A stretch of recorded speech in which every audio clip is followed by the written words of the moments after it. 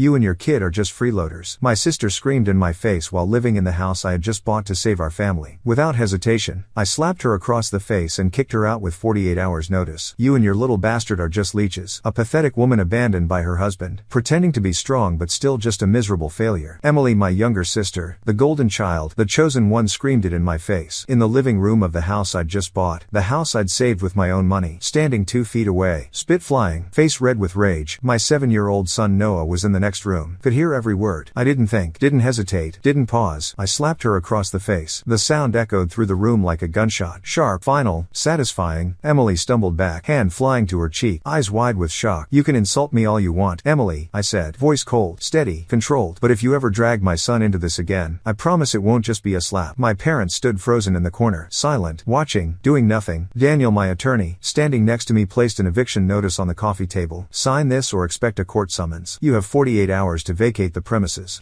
Emily turned to our parents, desperate now. Mom, Dad, you can't let her do this. This is our family home. Tell her. They lowered their heads, said nothing. She grabbed the pen, signed with such force the paper nearly tore, then stormed toward the door. You'll pay for this, she screamed. You'll regret this. I shrugged. Try me. The door slammed so hard a picture frame fell off the wall, shattered on the hardwood floor. Nobody moved to clean it up. I'm Hannah, 34 years old, creative director at a major advertising firm in Seattle, single mother to Noah, $300,000 annual salary, high-end apartment overlooking the city. Everything I have, I built myself, because my family never helped me build anything. They only ever tore me down. I stood in front of my childhood home 15 years after leaving. The sky was gray, matching exactly how I felt. My mother had called 3 days earlier, voice trembling. You need to come home. The family is in serious trouble. But that family had never really included me. Only one person ever mattered in our house, Emily. I was 19 when my parents delivered the news that shattered everything. Sitting at the kitchen table, Dad clearing his throat, Mom not making eye contact. We've made a decision about your college fund, Dad said. We're giving it to Emily. All of it. I stared at them. What? Emily has a gift for the arts, Mom said quickly. She needs intensive training, private instructors, the best fashion design program. This is a once-in-a-lifetime opportunity. We can't let it pass. What about mine? I whispered. What about my college? You're smart, Hannah. You'll figure it out. Take out student loans, get scholarships. You'll be fine. But that's my money. Grandma left it for me. It's family money, Dad interrupted. And the family needs it for Emily. She's special. You understand, right? I didn't understand, didn't agree, but I knew arguing was pointless. I left that night. One suitcase, some clothes, $847 from babysitting and odd jobs. No goodbye. No one even noticed I was gone until the next morning. For 4 years, I juggled school and work. Barista at Starbucks from 4 p.m. to midnight. Student during the day. Slept in the break room sometimes because I couldn't afford rent. Survived on expired bread from the bakery section. Lost 20 pounds. Developed an ulcer, but I graduated with honors. Got a job at a marketing firm. Started climbing. My parents didn't care about my journey. They never asked how I survived, how I ate, where I slept. Nothing. They only started calling when they found out I had money. The calls started 3 years ago. Around the holidays. Always asking for things. Hannah, I'm redecorating the dining room. Could you order that fine china set I showed you? Just $500. Your father's birthday is coming up. He mentioned wanting a Rolex, the one we saw at the mall. Emily needs new camera equipment for her photography business. Could you help out? Just $2,000. Never a question about my life, about Noah, about how I was doing. Just money. Always money. I sent it. $2,000 every birthday. $2,000 every Christmas. Cold bank transfers. No cards, no calls, no conversation. They never said thank you. Just moved on to the next request. I got married at 27, had Noah at 28, divorced at 30 when I caught my ex-husband with his secretary. Classic. Predictable. Devastating. But I kept climbing. Kept working. Became creative director at 32. Salary jumped to $300,000. Bought a penthouse apartment. High-rise. View of Elliott Bay. Noah's own bedroom with space for his toys and books and everything he deserved. We were happy. Just the two of us. Building our own life. Our own family. Then 3 days ago, Mom called. Your father is in the hospital. Heart attack. The family is in serious trouble. You need to come home. So I came. With Noah, back to the house I'd fled 15 years ago. When I arrived, Noah holding my hand, suitcase in the other. My parents barely acknowledged me. Glanced up from the couch. Nodded. Then saw Noah. Suddenly they transformed. Picture perfect grandparents. Fawning over the grandson they'd never bothered to meet. Never called about. Never asked to visit. Oh, he's so handsome. Come here, sweetheart. Grandma has cookies. Noah looked up at me, confused. Mommy, who are they? That hurt more than anything they'd ever done to me. We sat down. Living room. Same furniture from 15 years ago. Same worn carpet. Same family photos on the wall. All of Emily. None of me. Dad got straight to business. No small talk. No catching up. Emily took out a business loan for her fashion boutique downtown. Won $200,000. The business failed after 8 months. She can't repay the loan. We mortgaged this house to help her cover some of it. Now the bank is seizing the house. We need $150,000 or we lose everything. crying. I sat there, processing. $150,000. We'll pay you back, Mom said quickly. With interest, once we get back on our feet. When Emily's next business takes off, Dad added. I almost laughed. Almost. Emily walked in then, saw me, scoffed. Here to play the hero? Come to save the day and remind us all how successful you are? I looked at her, at my parents, at this family that had never been mine. I need 3 days to think, I said. Stood up. Come on, Noah. We're going to a hotel. Wait. Mom started. 3 days. I called Daniel that night. Friend from law school. Family law attorney. Smart. Ruthless when needed. They want $150,000 to save the house. I said. What are my options? He was quiet for a moment. I have a suggestion. Buy the house outright. Put it in your name. Let them live there as tenants. Set clear terms. They repay you $250,000 over 5 years, or the house stays yours permanently. That's almost double what they're asking. Interest, risk, the fact that you're saving them from financial ruin. It's fair, and it protects you. What about Emily? What about her? She lives there too. Not your problem. She's an adult. She can find her own place. I thought about it. About the college fund they gave her. About the years of working myself to death. About the money they'd taken without thanks. About Noah asking who his grandparents were. Draft the contract, I said. 3 days later, I returned. Daniel with me, contract in hand. Noah with a babysitter at the hotel. We sat at the dining room table, the one I'd eaten at as a child, the one where they'd told me Emily mattered more. I will buy this house, I said, voice calm, professional. You can live here as tenants. To regain ownership, you must repay $250,000 within 5 years. Monthly payments of $4,166. Miss 3 payments and the house becomes mine permanently. No negotiations. Please dockums. Silence. And Emily, I turned to her. You get nothing. You have 2 weeks to find another place to live. My mother burst into tears. Hannah, this is our home. No, it's my home now. You're choosing to stay here under my terms. Emily shrieked. Are you insane? Making Mom and Dad pay to live in their own home? Kicking me out? You're a monster. I stood up, grabbed the contract. All right then, forget it. Let the bank take it. Good luck finding a place that'll take you with Dad's credit score. Wait, Dad's voice was urgent, desperate. We'll sign. I set the contract back down. You have 5 minutes to decide. They signed. Mom crying, Dad's hand shaking, Emily glaring with pure hatred. 2 weeks later, the house was legally mine. Title, deed, everything. Emily moved into a small apartment across town. Mom told me she was doing her best and going through a hard time. I didn't care. Then Emily struck back. Of course she did. She posted on Facebook. Public post. Old photo of Noah and me from his birthday party. Somehow she'd gotten it from Mom's phone. Heartbreaking to have a sister with no shame. A single mother abandoned by her husband. Now exploiting our elderly parents for profit. She forced them to sign over their home and kicked me out onto the street. She's always been a leech. Prayers for my family. Hundreds of comments flooded in. From people who knew nothing, who'd never met me, who believed her victim story. So sad. Family should help family. Using her own parents? Disgusting. That poor sister. Sending prayers. But Emily had made one fatal mistake. She dragged my son into this. Posted his photo. Exposed him to her lies and her followers. I called Daniel immediately. Sent her a legal notice. Cease and desist. Defamation. And I want her out of my house in 48 hours. She already moved out. She has belongings there. Storage in the garage. I want everything gone. And I want it in writing. Consider it done. That afternoon, we showed up at the house. Daniel in his suit. Me in mine. Professional. Cold. Emily was there. Visiting. Complaining to Mom about her new apartment. Daniel held up documents. Emily Thompson. Under the property ownership terms, you no longer have the right to reside in or store belongings at this address. You have 48 hours to remove all personal items or they will be disposed of. Emily laughed. Actually laughed. You're serious? You're really doing this? Do I look like I'm joking? That's when she said it. When she called my son a bastard. When she called me a failure. When I slapped her. My parents stood frozen. Silent. Doing nothing. Daniel placed the eviction notice on the table. Sign this acknowledgement or expect a court summons for defamation, harassment, and trespassing. Emily turned to our parents one last time. Are you really going to let her do this? They said nothing. Just looked at the floor. She grabbed the pen, signed so hard the paper tore. Grabbed her purse, stormed out. You'll pay for this, she screamed from the driveway. I watched her car peel out, tires screeching, and felt nothing but peace. A year has passed. My parents still live in the house. Make their payments on time. $4,166 every month like clockwork. Once a month, I take Noah to visit. He plays in the backyard. They spoil him with cookies and toys. Try to make up for lost time. I'm civil, polite. Send them $2,000 monthly for expenses not out of love, but because I don't want regrets later. Emily was forced to rent a studio apartment. Works as a clerk at a convenience store. Mom mentions her sometimes. Emily is struggling. She just made mistakes. She's still young. I set my tea down. If you mention Emily in front of me again, you can leave this house. Silence. They know I'm not joking. Was I too cruel? Some people think so. Some say I should be more forgiving, more understanding, more family-oriented. But to me, family isn't guaranteed by blood. It's built on respect and genuine love. My parents chose Emily over me time and time again. For 19 years. For my entire childhood. Now I choose Noah. I choose myself. I choose peace. And I don't regret it for a second.